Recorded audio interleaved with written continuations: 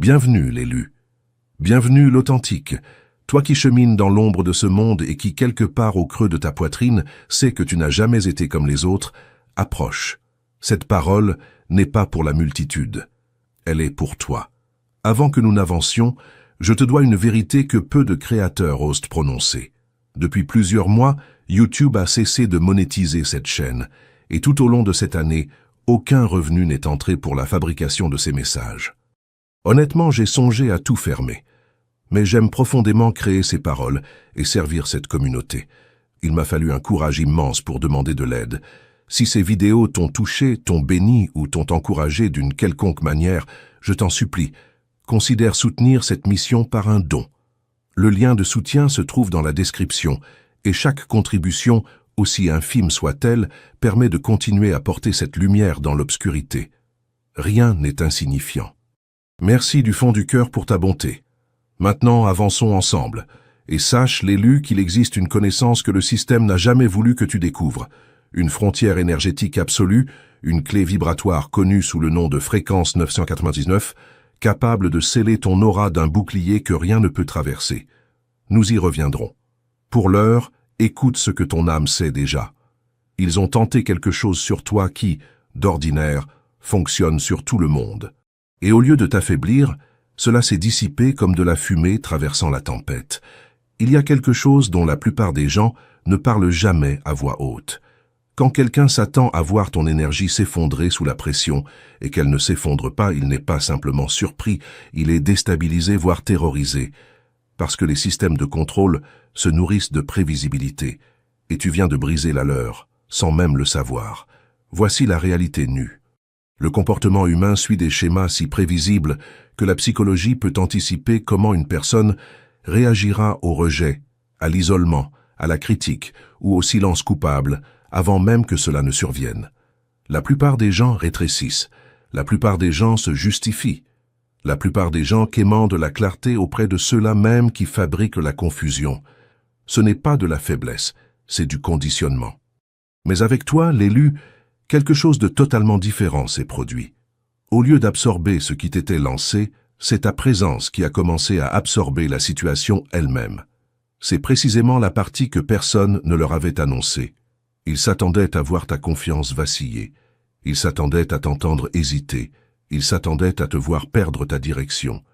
Au lieu de cela, ce qu'ils ont contemplé, c'est leur propre stratégie perdre de la vigueur au contact prolongé de ton chant. C'est comme s'ils étaient arrivés sur scène avec un texte soigneusement répété et que ton énergie leur avait poliment répondu « mauvais théâtre ».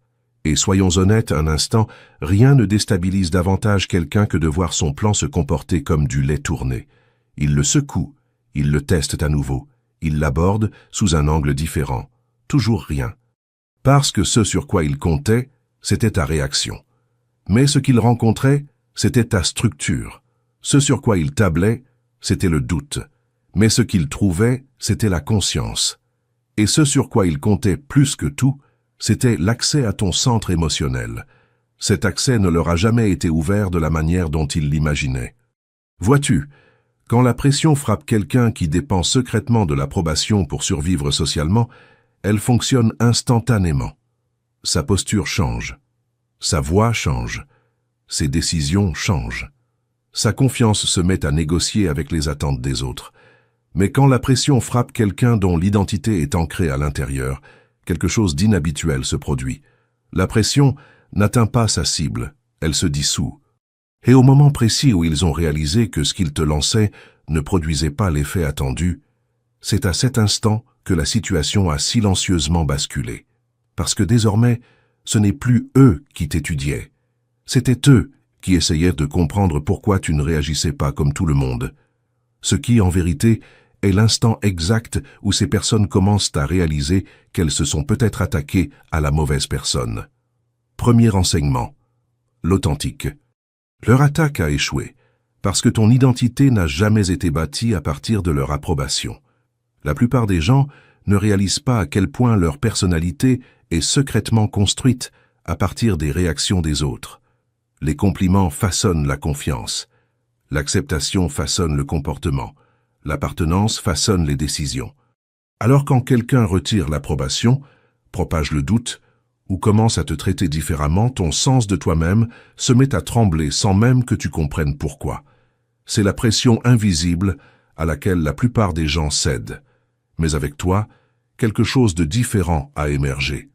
Quand ils ont tenté d'ajuster la manière dont les autres te percevaient, quand ils ont essayé de modifier ta réputation, ta confiance, ta place dans l'environnement, ils s'attendaient à voir ta direction changer. Ils s'attendaient à l'hésitation. Ils s'attendaient à te voir te justifier plus que de raison. Ils s'attendaient à te voir quémander la clarté auprès de personnes qui n'avaient jamais prévu de te l'offrir. Au lieu de cela, tu es demeuré stable. Et cela les a déstabilisés plus que tout le reste, parce que leur stratégie ne fonctionne que lorsque quelqu'un dépend de l'approbation extérieure pour se sentir en sécurité. Elle ne fonctionne que lorsqu'une personne a besoin de la permission d'autrui pour se sentir confiante dans ce qu'elle est. Dès l'instant où ils ont réalisé que ton identité n'était pas construite à partir de leurs opinions, leur influence a perdu sa prise. C'est à ce moment précis que la pression s'est silencieusement retournée contre eux. Ils ne pouvaient plus te prédire. Ils ne pouvaient plus orienter tes réactions. Ils ne pouvaient plus contrôler le récit comme ils l'avaient prévu. Et quand quelqu'un ne peut plus contrôler le récit, il commence à perdre sa propre place à l'intérieur. Ce qui les a véritablement déstabilisés, c'est ceci. Tu ne t'es pas effondré lorsque l'environnement a basculé autour de toi. Tu n'as pas paniqué lorsque le soutien semblait incertain. Tu ne t'es pas précipité pour réparer des relations qui œuvraient déjà contre toi en coulisses. Tu es demeuré exactement là où tu étais déjà. Et cela leur a dit quelque chose qu'ils n'étaient pas prêts à entendre. Cela leur a dit que ta confiance n'était pas empruntée. Cela leur a dit que ta direction ne t'avait pas été assignée. Cela leur a dit que ton identité existait avant même qu'ils n'essaient d'interférer avec elle. Et dès qu'une personne réalise qu'elle ne peut pas façonner la manière dont tu te vois, elle cesse de se sentir puissante à tes côtés comme elle l'était auparavant. Deuxième enseignement, l'élu. Leur influence a cessé de fonctionner au moment exact où ils ont compris que tu observais les schémas au lieu des personnalités. La plupart des gens interagissent avec les autres en se basant sur ce qu'ils pensent que quelqu'un est. Ils réagissent au titre, à la gentillesse affichée, à la confiance, à la popularité ou à la réputation. Si quelqu'un sourit souvent, il suppose la bonté. Si quelqu'un parle avec assurance, il suppose l'autorité. Si quelqu'un s'excuse, il suppose la sincérité. La vie semble plus simple ainsi, mais elle rend aussi les gens plus faciles à manipuler. Toi, tu n'as pas fonctionné de cette manière. Au lieu de réagir aux personnalités, tu as commencé à remarquer les schémas. Tu as porté attention au timing. Tu as remarqué quand le soutien n'apparaissait qu'en présence de témoins. Tu as remarqué quand les conversations changeaient de ton selon l'auditoire. Tu as remarqué des promesses qui semblaient solides sur le moment, mais qui s'évaporaient ensuite en silence. Tu as remarqué quand quelqu'un créait d'abord la confusion pour ensuite se proposer comme la solution. Cette forme de lucidité change tout, parce que la manipulation survit à travers la performance, pas à travers la cohérence. Elle a besoin que les gens restent focalisés sur la manière dont les choses apparaissent, et non sur la manière dont elles se répètent. Au moment précis où quelqu'un commence à suivre la répétition au lieu de la présentation, la stratégie entière commence à s'effondrer. Il s'attendait à ce que tu réagisses émotionnellement à ce qui se déroulait juste devant toi. Au lieu de cela, tu as commencé à relier ce qui se passait maintenant à ce qui s'était déjà produit auparavant, ce qui rendait leurs mouvements bien plus faciles à lire pour toi, bien avant qu'ils n'aient fini de les exécuter. Et dès qu'une personne réalise que tu peux percevoir le schéma derrière son comportement, elle cesse de se sentir à l'aise en ta présence, non pas parce que tu as dit quoi que ce soit de fort, non pas parce que tu l'as exposé publiquement, mais parce qu'elle a compris dans un silence intérieur que quelque chose avait changé. Elle a compris qu'elle ne pouvait plus réinitialiser ta mémoire avec une conversation amicale. Elle ne pouvait plus remplacer la confusion par des explications rapides.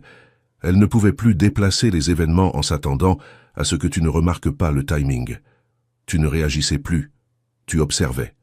Et au moment exact où quelqu'un réalise que tu observes la structure au lieu de la performance, son influence perd son pouvoir d'une manière qu'elle ne peut pas facilement réparer. Troisième enseignement, l'authentique. Leur tentative de t'intimider a exposé à quel point ils dépendaient du contrôle de tes réactions. La plupart des gens ne voient pas l'intimidation pour ce qu'elle est réellement. Ce n'est pas simplement de la colère, du bruit ou de la pression. C'est généralement un test. Un test pour voir si ton comportement peut être ajusté. Un test pour voir si ton état émotionnel peut être modifié sur commande. Un test pour voir si ta confiance peut être interrompue par le simple fait d'élever l'intensité autour de toi. C'est ce qu'ils s'attendaient à voir se produire avec toi. Ils ont augmenté la pression de différentes manières, ils ont modifié le ton, ils ont changé l'énergie autour de toi. Ils ont tenté de rendre les situations plus lourdes qu'elles ne l'étaient réellement. Le but était simple, t'amener à réagir de manière prévisible afin qu'ils puissent reprendre le contrôle de ta façon de bouger, de parler ou de répondre. Mais quelque chose d'inattendu s'est produit. Tu n'as pas égalé l'énergie qu'ils tentaient d'extraire de toi. Tu n'as pas escaladé quand ils escaladaient. Tu n'as pas rétréci quand ils tentaient de dominer le moment. Tu ne t'es pas précipité pour te défendre de la manière émotionnelle qu'ils avaient préparée. Au lieu de cela, tu es demeuré maîtrisé d'une manière qui ne leur donnait rien sur quoi s'appuyer. Cela leur a posé un problème, parce que l'intimidation ne fonctionne que lorsque l'autre personne réagit émotionnellement. Si tu tressailles, ils gagnent en direction. Si tu argumentes, ils gagnent en engagement. Si tu paniques, ils gagnent en influence sur ton prochain mouvement. Mais quand rien de tout cela ne se produit, leur pression n'a nulle part où atterrir. Alors la situation bascule. Ils ne te contrôlent plus. Ils essaient désormais de te déchiffrer en temps réel. Et c'est précisément là que leur faiblesse se révèle, parce que toute personne qui dépend du contrôle des réactions n'est pas préparée à quelqu'un qui n'offre pas ses réactions facilement. Cela expose à quel point leur pouvoir est construit sur la prévisibilité plutôt que sur une autorité véritable. Ce qui les a le plus déstabilisés, ce n'est pas que tu leur aies résisté bruyamment, mais que tu ne leur aies accordé aucun accès émotionnel. Pas d'effondrement visible, pas de défense précipitée, pas de réaction confuse qu'ils auraient pu façonner à leur avantage. Juste de la constance. Et dans des situations comme celle-ci, c'est celui qui tente d'intimider qui commence lentement à perdre confiance parce que sa méthode habituelle cesse de produire des résultats. Quatrième enseignement. L'élu. Leur projection a échoué parce que tu n'as jamais accepté l'identité qu'ils tentaient de t'assigner. L'une des manières les plus courantes dont les gens essaient de prendre le contrôle sur les autres ne passe pas par la force mais par la définition. Ils commencent à te coller des étiquettes de manière subtile au début. Un commentaire ici, une suggestion là, une opinion répétée assez souvent pour qu'elle commence à ressembler à un fait. Une fois qu'une étiquette s'accroche, les gens commencent à se comporter à l'intérieur de celle-ci sans même s'en rendre compte. C'était leur stratégie. Ils ont essayé de te définir de manière à limiter la façon dont les autres te voyaient et même la façon dont tu te voyais toi-même. Ils s'attendaient à ce que tu commences à ajuster ton comportement pour te défendre contre ces étiquettes. Ils s'attendaient à ce que tu deviennes réactif, soit en essayant de prouver qu'ils avaient tort, soit en rétrécissant lentement pour te conformer à ce qu'ils suggéraient que tu étais. Mais tu n'as pas accepté. Tu n'as pas construit ton identité autour de la correction ou de la défense. Tu n'as pas dépensé ton énergie à argumenter contre chaque version de toi qu'ils créaient dans leur conversation. Tu es simplement demeuré cohérent dans ce que tu étais, sans faire de ta personnalité entière une réponse à ce qu'ils disaient. Cela a rendu leur projection instable, parce que la projection ne fonctionne que lorsque la cible l'absorbe.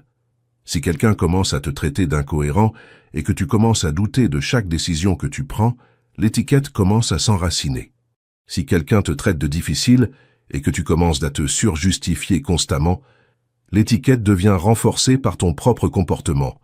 Mais quand rien de tout cela ne se produit, l'étiquette n'a plus rien où s'accrocher. Ce qui les a frustrés, c'est que leur version de toi n'est pas devenue ta version de toi-même. Il y avait donc un écart, et cet écart est devenu visible avec le temps. Les gens ont commencé à remarquer que ce qui se disait à ton sujet ne correspondait pas à ce qu'ils observaient. La contradiction a affaibli le récit sans que tu aies à le combattre directement. Tu n'as pas eu à argumenter, tu n'as pas eu à te défendre, tu n'as pas eu à participer à la distorsion. Tu as simplement refusé de devenir ce qu'il tentait de te faire devenir. Et quand quelqu'un ne peut pas t'assigner avec succès une identité que tu acceptes, son contrôle perd l'un de ses outils les plus puissants, parce qu'il ne peut plus définir ta place dans l'histoire qu'il essaie de raconter. Cinquième enseignement, l'authentique.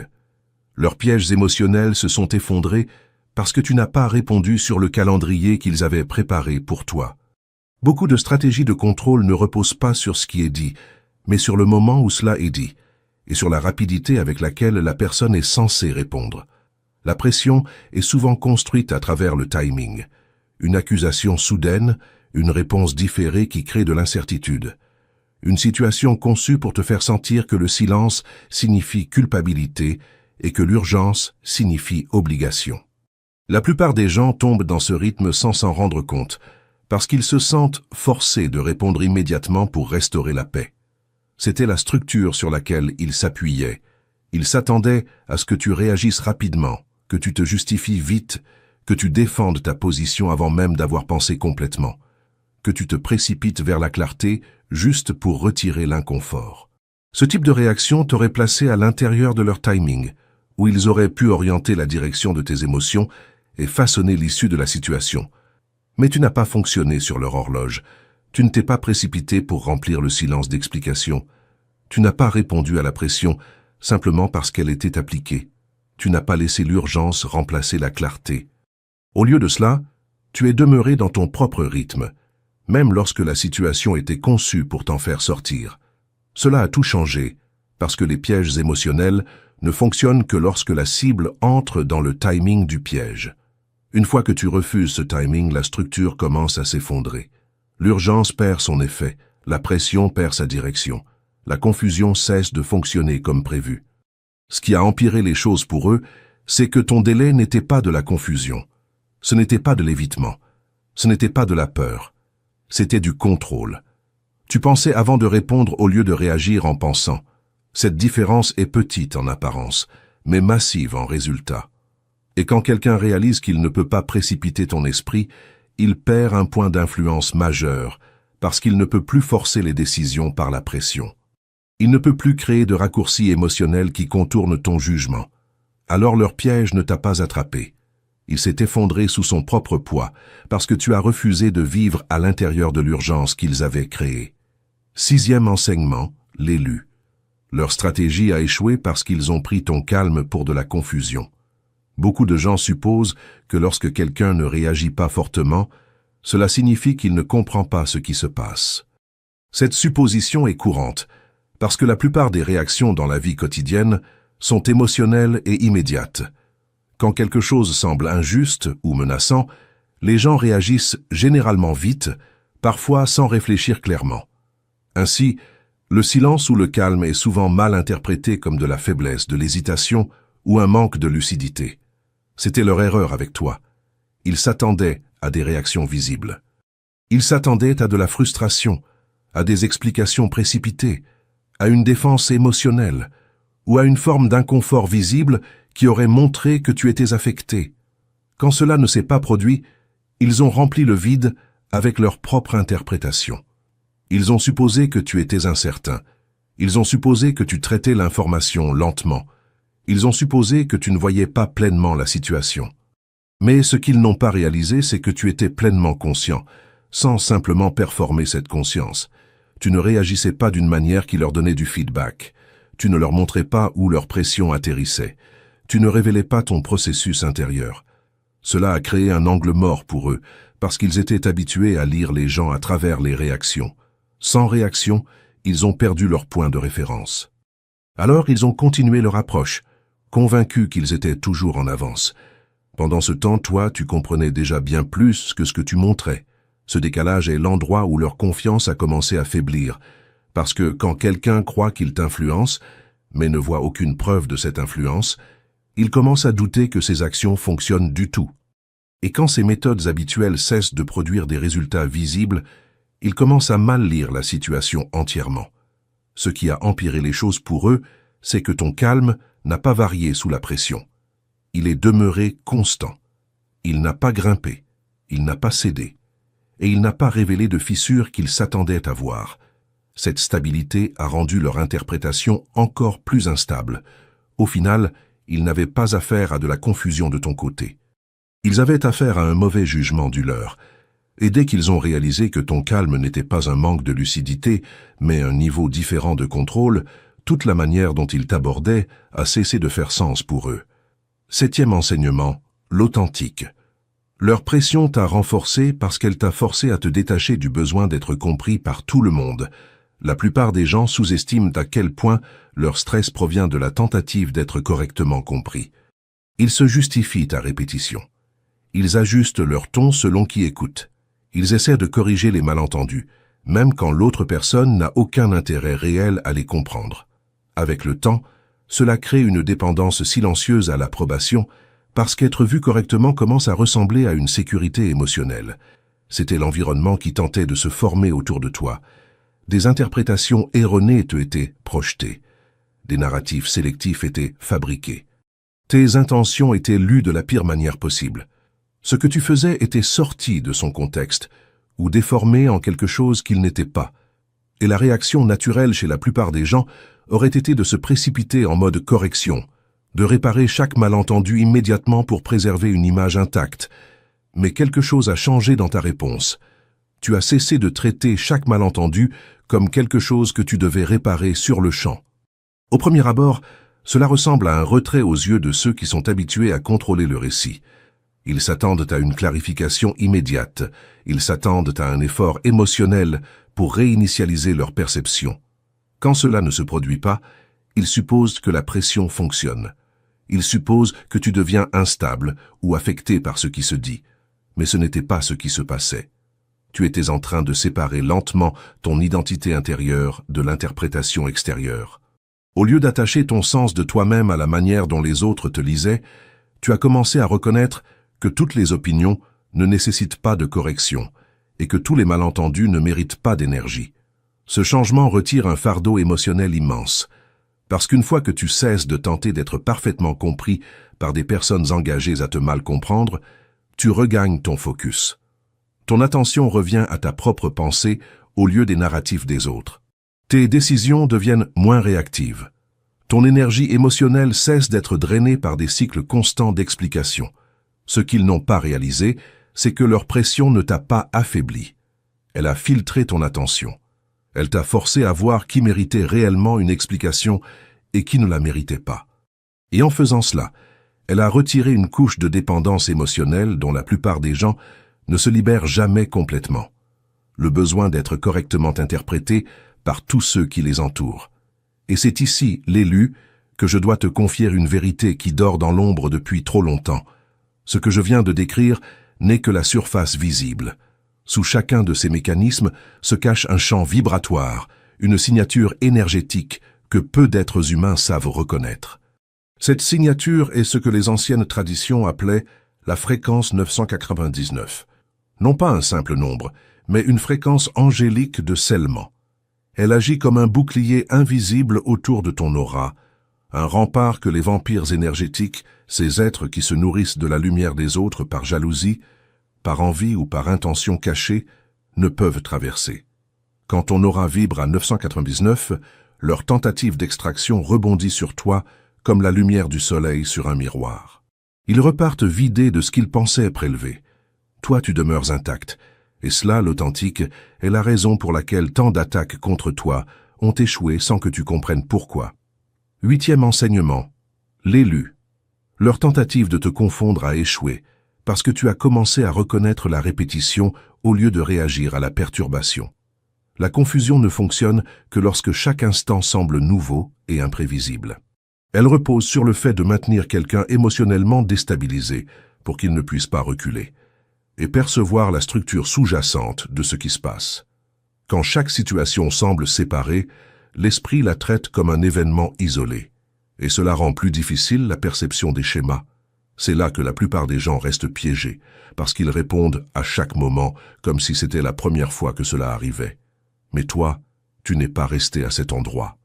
À un certain moment, tu as commencé à remarquer que certains comportements se répétaient.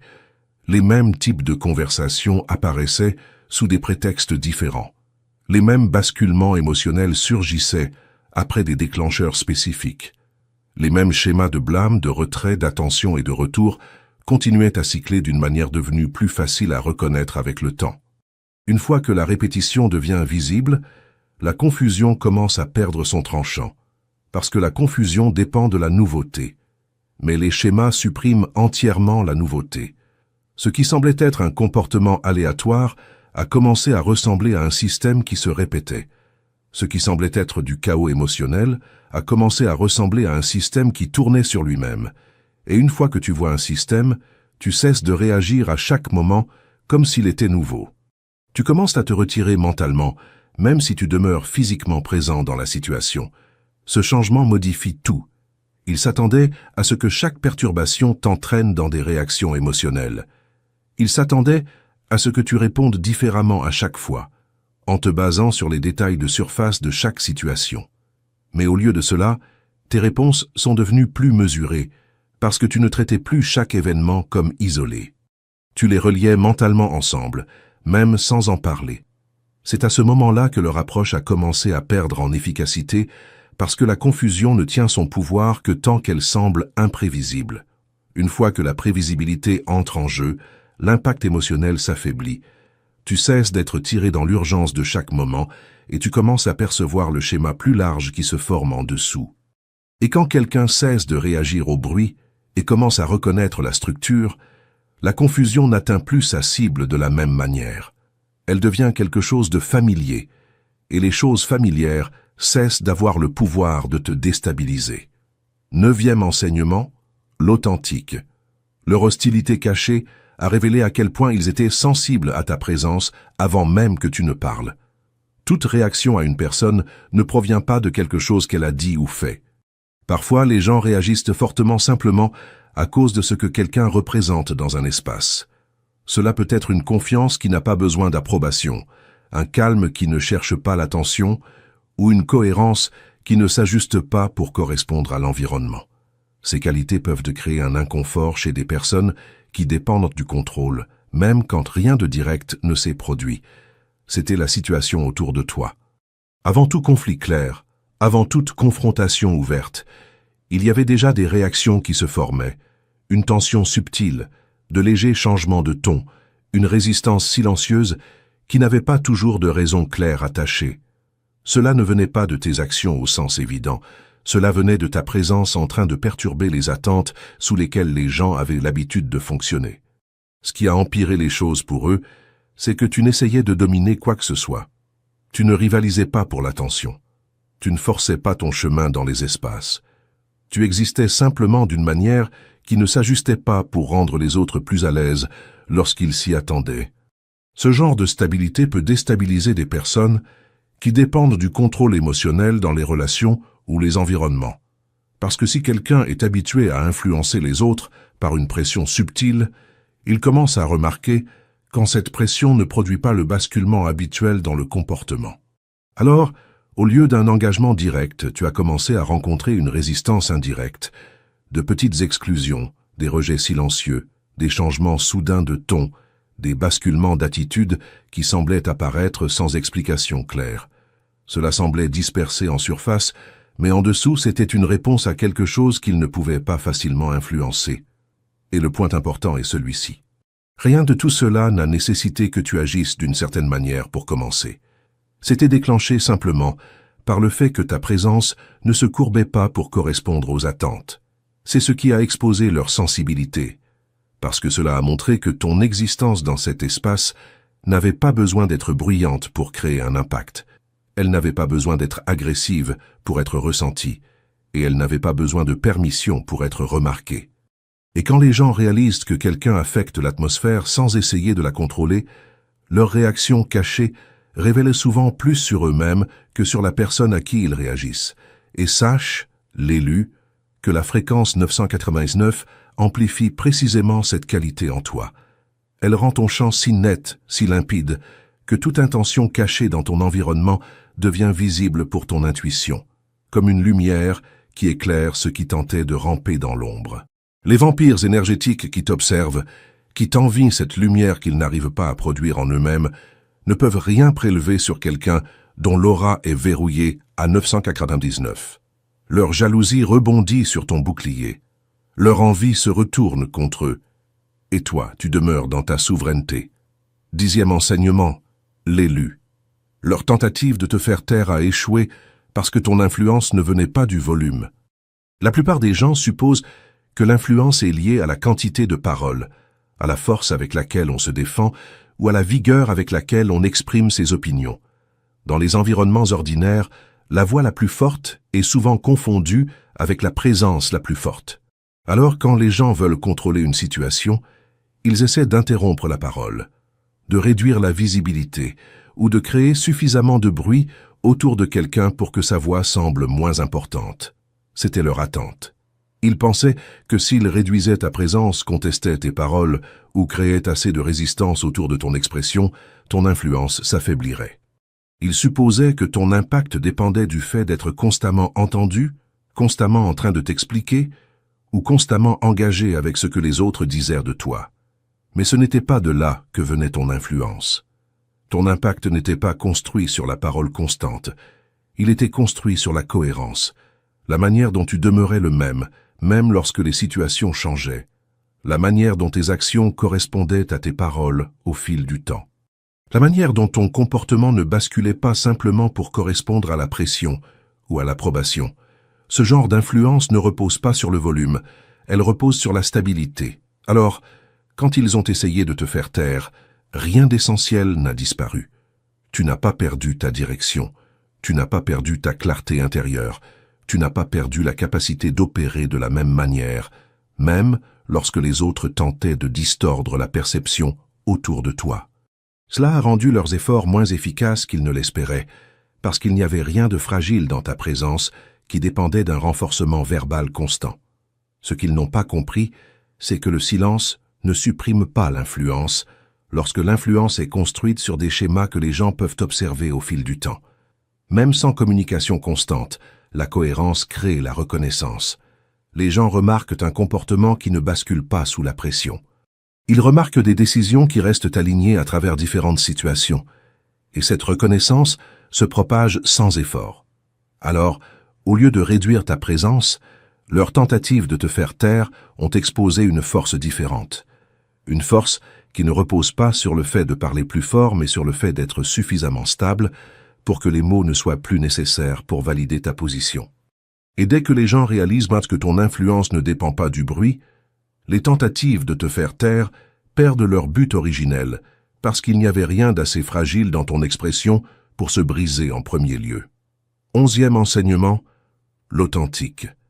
Leur tentative de t'isoler a révélé combien de gens observaient en silence. L'isolement est souvent utilisé comme méthode de contrôle, parce qu'il crée l'illusion que quelqu'un est seul dans ce qu'il vit. Quand le soutien semble distant ou absent, les gens tendent à douter de leur propre interprétation des événements.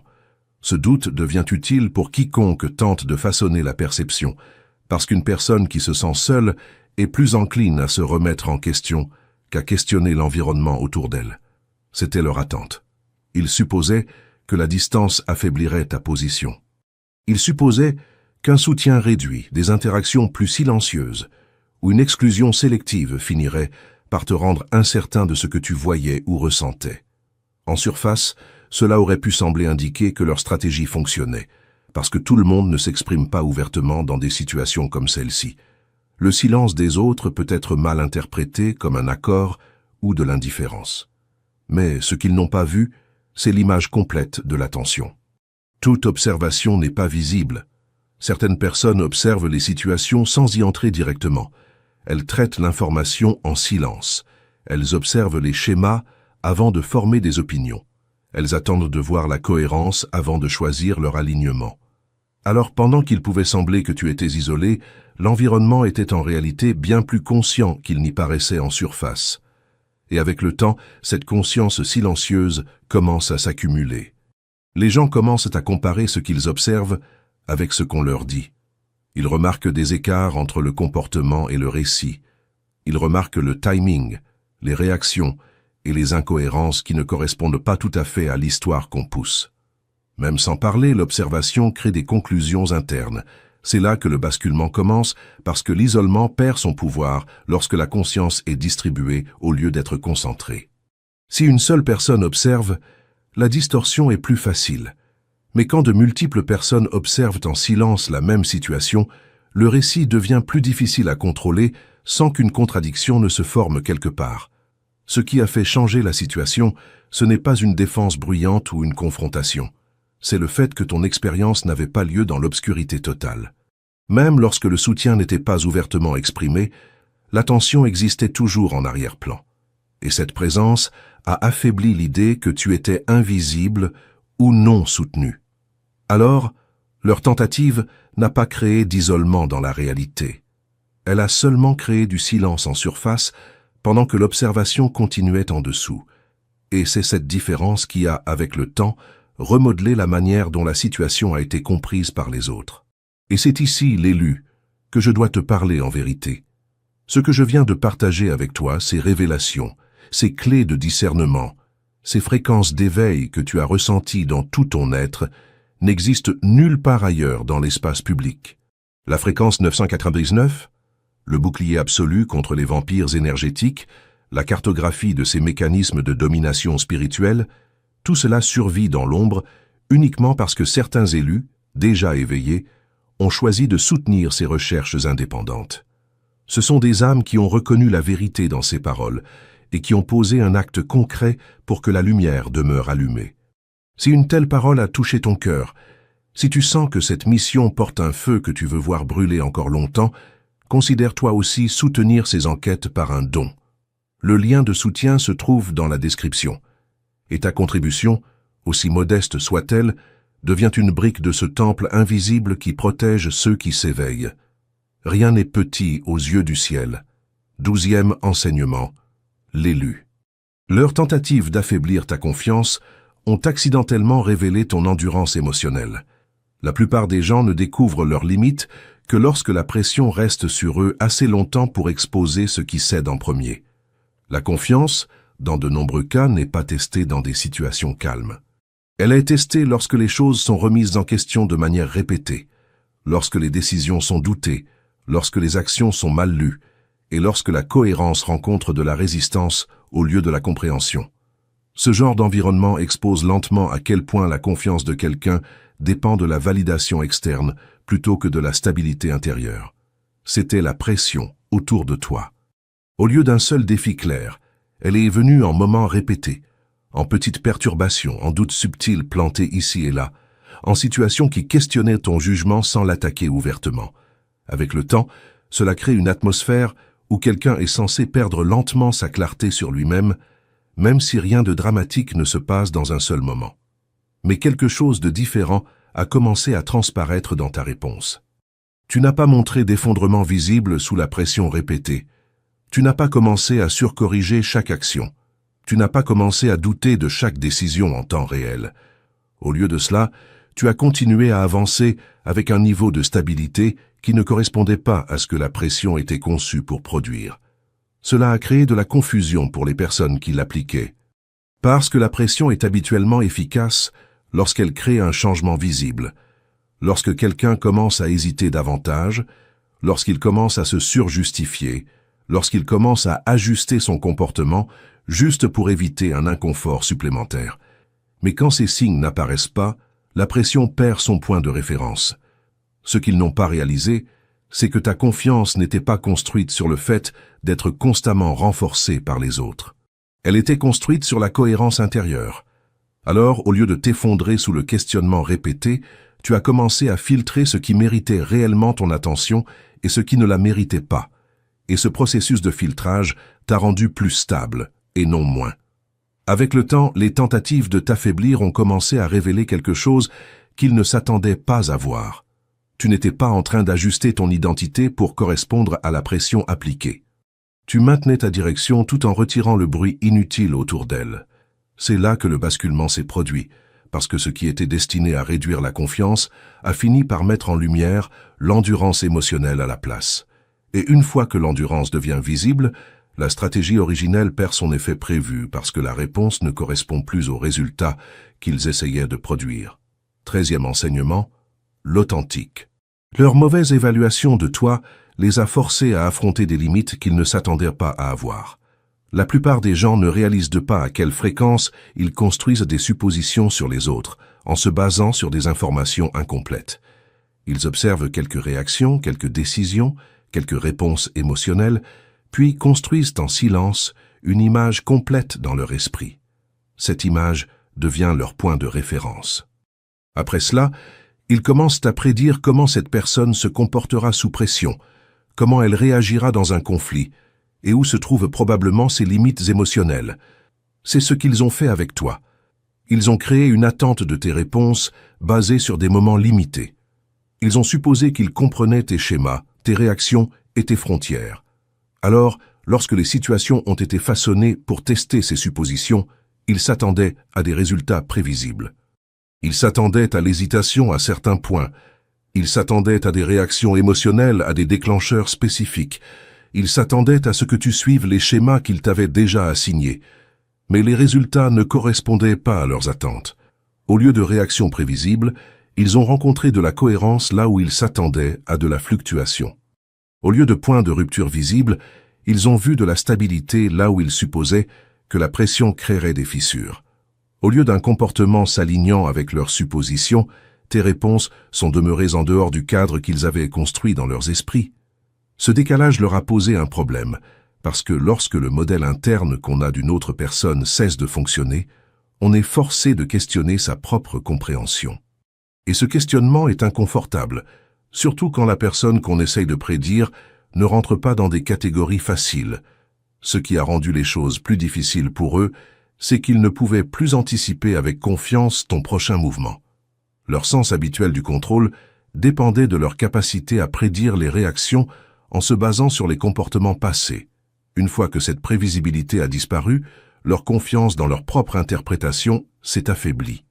Et c'est là que leurs limites se sont montrées. Non pas tes limites émotionnelles, mais les leurs. Leur incapacité à te définir avec précision les a forcés à composer avec une incertitude pour laquelle ils n'étaient pas préparés. Parce que c'est une chose d'influencer quelqu'un qu'on comprend. C'est tout autre chose que d'essayer de contrôler une situation où notre compréhension n'est plus fiable. Au final, leur mauvais jugement n'a pas exposé de faiblesse en toi. Il a exposé les frontières de leur propre perception. 14e et dernier enseignement, l'élu. Leur attaque n'a pas affaibli ta présence, elle l'a clarifiée. La plupart des gens supposent que la pression produit toujours des dégâts, que si quelqu'un est ciblé assez longtemps, questionné à répétition ou entouré de négativité, quelque chose à l'intérieur doit finir par se briser ou rétrécir. Cette supposition vient de l'observation de gens qui dépendent lourdement de la validation externe. Quand leur environnement bascule, leur identité bascule avec lui. Alors la pression semble efficace parce qu'elle crée une instabilité visible. Mais ce n'était pas ton résultat.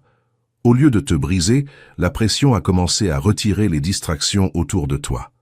Elle a dépouillé les réactions inutiles, les explications inutiles et le bruit émotionnel inutile qui occupent habituellement de l'espace dans la pensée quotidienne.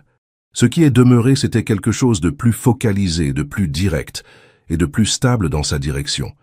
C'est là que la clarté a commencé à se montrer. Parce que la clarté ne vient pas toujours du confort. Parfois, elle vient de la répétition de la pression qui force une personne à cesser de réagir émotionnellement et à commencer à observer plus attentivement. Tu commences à remarquer ce qui compte réellement et ce qui n'est que du bruit tentant de t'écarter de ta voix. Tu commences à séparer l'interférence émotionnelle de l'information réelle. Ce qu'il pensait qui allait brouiller ton sens de toi-même l'a en fait affûté. Il s'attendait à la confusion, à l'hésitation et à la fatigue émotionnelle. Il s'attendait à te voir perdre ta direction ou à douter de tes décisions sous la pression. Mais au lieu de cela, tu es devenu plus sélectif avec ton attention. Tu as cessé de t'engager avec tout de manière égale. Tu as cessé de traiter chaque réaction comme importante. Tu as cessé de donner de l'énergie à des choses qui étaient conçues seulement pour te distraire. Et ce changement a aussi modifié la manière dont les autres te percevaient. Parce que quand quelqu'un est confus, il semble souvent l'éparpiller ou incohérent. Mais quand quelqu'un devient plus clair sous la pression, sa présence commence à paraître plus définie. Les gens commencent à remarquer la constance. Ils commencent à remarquer la direction. Ils commencent à remarquer que tes réponses ne sont pas aléatoires, mais filtrées à travers quelque chose de plus enraciné que la simple émotion. Au final, ce qui était destiné à t'affaiblir a fini par révéler une structure plus forte en dessous. Non pas parce que la pression a ajouté quelque chose à toi, mais parce qu'elle a retiré ce qui n'était jamais essentiel dès le départ. Au final, Ce qu'ils appelaient un sort n'a jamais été réel de la manière dont ils l'imaginaient. Ce n'était pas une force invisible façonnant ta réalité ou pliant ta direction. C'était de la pression, de la perception et de la supposition, stratifiées ensemble par des gens qui croyaient que l'influence ne fonctionne que lorsque quelqu'un réagit de la manière dont ils s'y attendent. Mais ce qu'ils ont échoué à comprendre, c'est que tous les esprits ne sont pas construits de la même manière. Et toutes les identités ne sont pas façonnées de l'extérieur vers l'intérieur. Tout ce qu'ils ont tenté, l'intimidation, la confusion, l'isolement, le mauvais étiquetage, les jeux de timing et la pression silencieuse, était conçu autour d'une seule idée, que tu finirais par t'ajuster pour correspondre à leurs attentes. Mais au lieu de cela, quelque chose de différent s'est produit. Tu es devenu plus difficile à lire, non pas parce que tu te cachais, mais parce que tu ne réagissais plus de manière prévisible. Tu as commencé à remarquer les schémas au lieu de tomber dans les performances. Tu as cessé de te précipiter dans les pièges de timing émotionnel. Tu as cessé de te justifier auprès de gens engagés à te mal comprendre. Et sans même avoir besoin de combattre, tu as créé une distance avec une influence qui dépendait entièrement de la réaction. Ce qui a véritablement changé, ce n'est pas ton environnement, c'est ta conscience à l'intérieur. La pression ne t'a pas défini, elle t'a révélé. La confusion ne t'a pas brisé, elle a exposé la répétition. L'isolement n'a pas effacé ta présence. Il t'a montré qui observait en silence. Le mauvais jugement ne t'a pas limité, il a exposé les limites de la compréhension des autres. Et le silence n'a pas affaibli ton influence. Il a prouvé que ta cohérence était plus forte que les mots. Alors, quand tout est réduit à sa vérité fondamentale, rien n'a frappé ton aura et n'y a survécu. Au lieu de cela, tout ce qui était destiné à te déstabiliser a fini par perdre sa structure au moment précis où cela a rencontré quelqu'un qui ne répondait plus depuis la peur, l'urgence ou la pression émotionnelle. C'est pourquoi le système entier s'est effondré sur lui-même, non pas parce qu'il a cessé d'exister, mais parce qu'il a cessé de fonctionner sur toi. Et c'est la partie que la plupart des gens manquent. La force ne consiste pas toujours à résister. Parfois, elle consiste à ne pas entrer dans le jeu de la manière dont ils s'attendent à ce que tu y entres. Et c'est précisément ici, l'élu, que tout ce que tu viens de vivre prend son sens véritable. La loi de la fréquence 999 n'est pas un concept ésotérique lointain.